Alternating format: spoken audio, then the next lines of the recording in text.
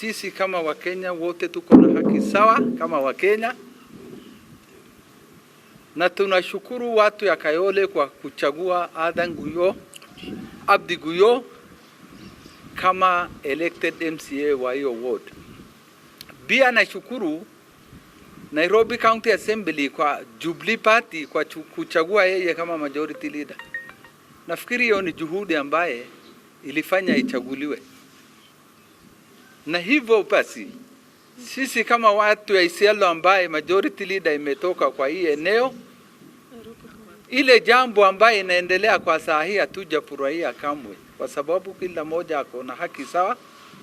Na Governor Sonko akisema mambo ya kabila ama sehemu fulani mtu kutoka kwa hii pembe ya Kenya, yeye mwenyewe si mzaliwa Nairobi. Tunajua yeye ni kabila gani, yeye ni Mkamba, ametoka sehemu ya region ya Ukambani, Machakos ama vingineo.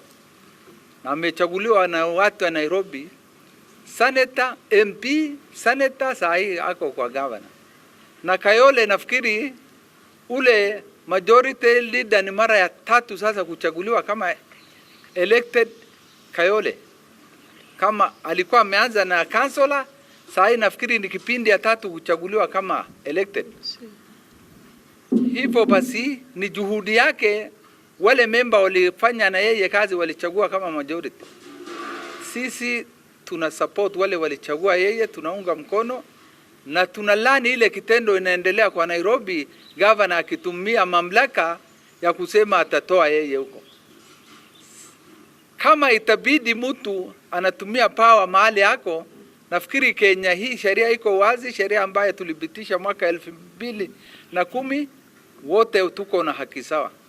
Sisi tunaambia Sonko awache hiyo kitendo ya kuangalia hiyo kijana ya nyumbani hapo. Kama kuna tofauti ambaye wanafanya kama county Nairobi County Government, wakae pamoja wajadiliane, wasolve issue yao kwa kuongea, kwa consensus, si kupigana vile ilikuwa. Na sisi tunaambia tofauti na ile mambo ya leadership. Kwa mfano ile ofisi ya speaker, saa hii nafikiri ile issue inaendelea Alachi na hawa.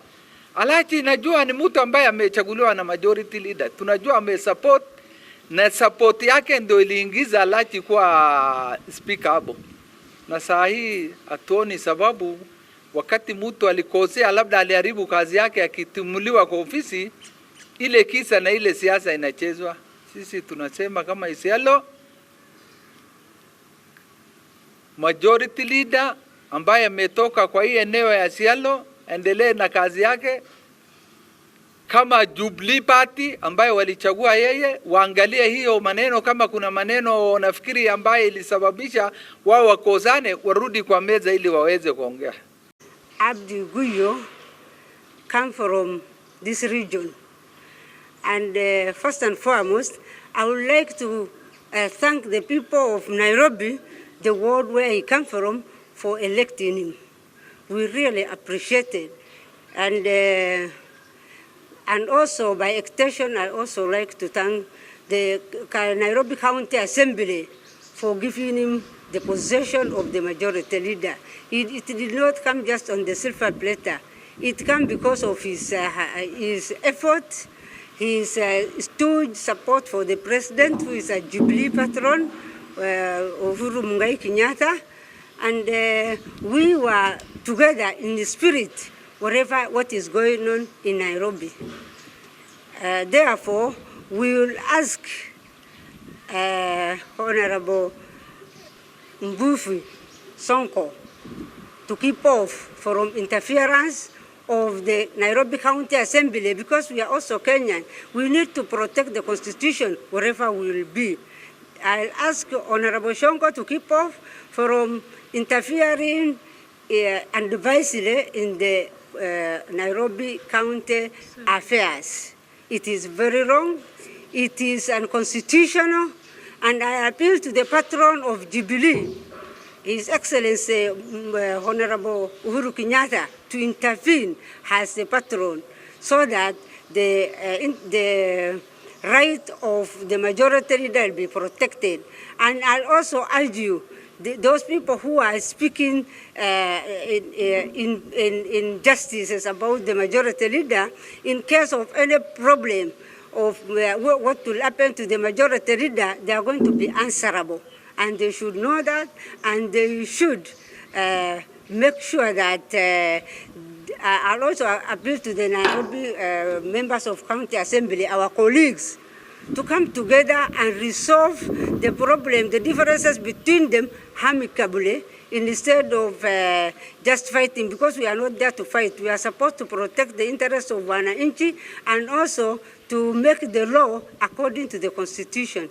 Assembled before you are members of the Isiolo County Assembly with the larger percentage of Jubilee and affiliated parties. We are very much concerned about what has transpired at the Nairobi County Assembly, where the governor, out of the blue, decided to write to the party to strip the majority leader of his position and replace him with another member of the House. The majority leader was adversely mentioned in a demeaning way, relating him to his place, to his birthplace, and his ancestral place of Moyale. We know that in the Constitution of Kenya 2010, the separation of powers is very clear, where the executive do their business on their own without the interference of the assembly. And the only relationship that they have is that of oversight, is that of representation, and also legislation. These three mandates do not work in vacuum. They have to relate with the executive, but none of the two arms are supposed to be transgressing unfairly on the other. In the Constitution and all the other laws, statutory laws that we have in this country, there is nowhere the majority leader or any member of the House leadership becomes the appointee of the executive. Majority leader are usually chosen from the party that form the majority, and it is the prerogative of the members to select one of them, including other positions such as the majority whip. This is the business of the membership. This is the business of the party that form the majority. The governor has got no business in that. In doing so, the Nairobi County government is setting a very serious precedent, which will undermine devolution, which will undermine separation of power, and ultimately, it will undermine the constitution of this country. Any Kenyan has the right to work anywhere in this country. People who are in position of leadership are in that position by virtue of their electorate. The majority leader of Nairobi is an elected MCA from his ward. He has the blessing of the larger number of the voters within his ward. And he has the support of the larger number of the members who form the majority party in the Nairobi County Assembly. It is by virtue of that that he became majority leader. His ancestry, where he comes from, everybody in Nairobi, most of the people who are in political leadership today are not from Nairobi. Elachi herself is from Kakamega. We know where the governor comes from. The only people who can be said to be Nairobians are Maasais. Even the name of Nairobi is a Maasai name. But even the Maasais, yes, they have moved away. Most of them have moved away, although some of them are still in Nairobi. So Nairobi cannot be disputed to be in ownership of a given community against the other. Coming from Moyale doesn't demean the majority leader. If anything, it is his strength.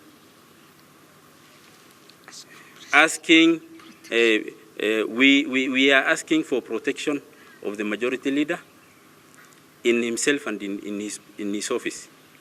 A precedent that was set, if it is led to happen in other counties, then it will undermine and it will erode all the mandate that the Constitution has given to the county assemblies. I'm sure the governors, the other 46 governors, would not want to go that way. And if that presidency is accepted by the governors, then the devolution and the separation of power and ultimately our Constitution is being attacked. We need the protection of our Constitution. We need protection of the persons who are constitutionally given the positions in the leadership that they exercise today. And it is not at individual call that anybody can remove the other from any given office without following due process of the law.